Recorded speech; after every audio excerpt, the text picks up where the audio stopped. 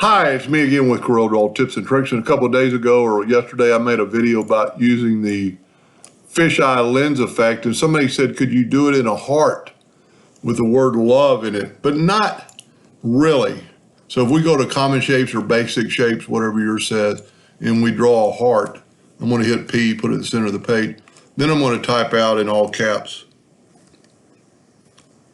love. I'm going to go ahead and make it a little bit bigger. I'm going to go ahead and make it bold. And I'm going to put it in the center of the page. And you see it's not in the center of the heart. So we're going to hold down the control button and move it up a little bit. Now, when you grab the heart and go to effects and lens and go to fisheye, nothing happens. That's because the heart is a common shape. So what you have to do is go to object and convert that shape to a curve, and then you can click on it and go to lens effect and fisheye. And a lot of times you've already kind of messed something up, so you have to redraw it. Common shapes, heart, put P, go ahead and go to object, convert it to a curve, and then go to fisheye, and you get that effect, but it's not all that cool. It's nothing special.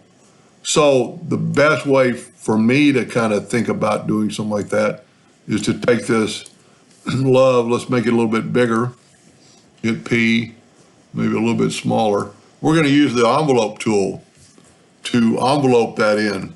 So we've got the love or the text selected. We're going to grab the envelope tool,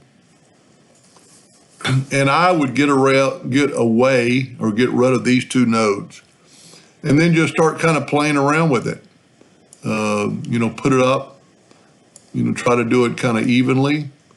Bring this one down. So you've got curves, so you could bring this over. You've got handles, so you could bring the handles down and make them a little more equal. That looks pretty good.